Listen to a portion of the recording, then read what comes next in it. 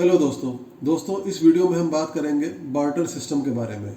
जैसा कि हमने अपने पिछले वीडियो में कहा था कि मनी का ओरिजिन समझने के लिए और उसका नेचर समझने के लिए हमें उस वक्त से शुरुआत करनी पड़ेगी, उस दौर से हमें शुरुआत करनी पड़ेगी जब मनी एग्जिस्ट नहीं करती थी। तो उस ज़माने में लोग आपस में लेन देन कैसे करते थे, उनके कामकाज कैसे होते थे, इस बात को पहले हमें समझना पड़ेगा।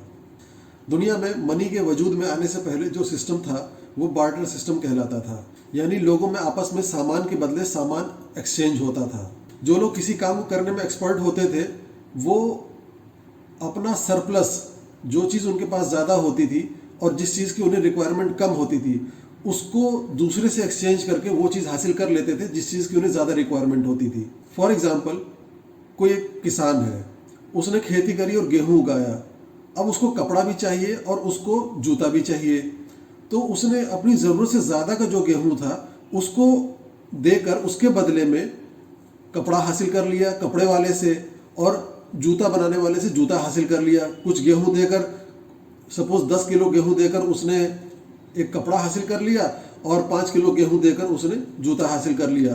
तो इस तरह से जो काम करता था वो अपने काम में जो उसकी ज़रूरत से ज़्यादा का जो उसका प्रोडक्शन होता था उसको वो दूसरे से एक्सचेंज करके वो चीज़ हासिल कर सकता था जिस चीज़ की उसे ज़्यादा ज़रूरत होती थी। जो चीज़ उसके पास उसकी ज़रूरत से ज़्यादा होती थी उसकी वैल्यू ऑटोमेटिकली उसकी निगाह में उतनी नहीं होती थी कंपेयर टू उस चीज़ के जो चीज़ उसके पास नहीं होती थी और जिस चीज़ का वो प्रोडक्शन खुद नहीं कर सकता होता था।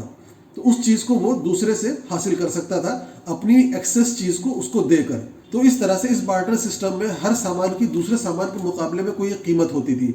जैसे कोई एक गेहूं है, गेहूं बनाने वाले उसको जो है चाहिए सेब चाहिए, संतरा चाहिए, तो उसने सपोज 2 किलो गेहूं के बदले में 1 किलो संतरा खरीद लिया, या 5 किलो गेहूं के बदले में उसने 1 किलो सेब खरीद लिया। तो इसी तरह से हर चीज़ के ऊपर था कि हर सामान का जो इंसान जो भी सामान बना रहा है उसके उस सामान की एक कीमत होती थी दूसरे सामान के मुकाबले में। अब सपोज अगर जैसे कोई अंडे बेचने वाला है, उसको गेहूं चाहिए, तो उसने सपोज एक अंडे के बदले में 100 ग्राम गेहूं आपस में एक्सचेंज हो गई। अगर उसको अब 10 अंडे चाहिए तो 1 किलो गेहूं के बदले में उसने 10 अंडे एक्सचेंज कर लिए। तो इस तरह से जब मनी एग्जिस्ट नहीं करती थी तो उस दौर में लोग एक सामान के बदले दूसरा सामान हासिल कर लिया करते थे और ये बार्टर सिस्टम कहलाता था।